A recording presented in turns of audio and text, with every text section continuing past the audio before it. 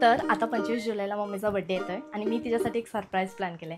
मी तिच्यासाठी new mobile घेतलाय ज्याबद्दल तिला काहीच आयडिया नाही आणि मी आज तिला देणार आहे. मी तिला डिरेक्टली नाही देणार, मी तिला सांगणार की आपल्याला एक रील शूट करायची आहे आणि ती रील शूट करताना अचानक मी तिला हा मोबाईल देणार आहे आणि तिची रिॲक्शन बघणार आहे. आय डोंट नो, मला खूप घाम सुटला आहे कारण पहिल्यांदा एवढी महागडी गोष्ट मी घरी न सांगता घेतली आहे. मला माहिती नाही ती कशी रिॲक्ट करेल. आपण तिची रिॲक्शन बघूया.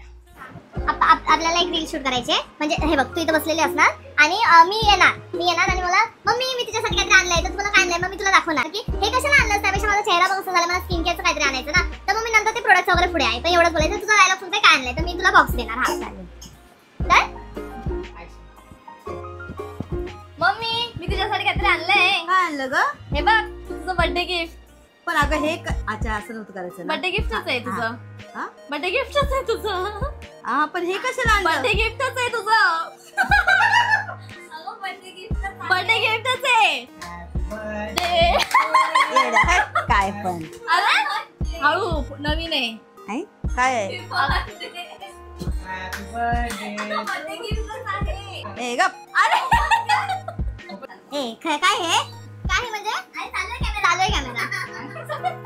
पण तुला काय सांगू कशाला दीदी, आता ओरडू नाही शकत ते.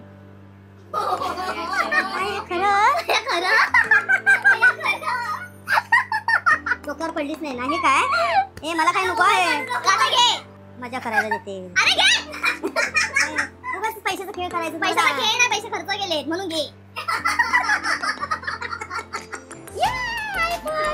New iPhone in the house. एवढं आहे छान ग, पण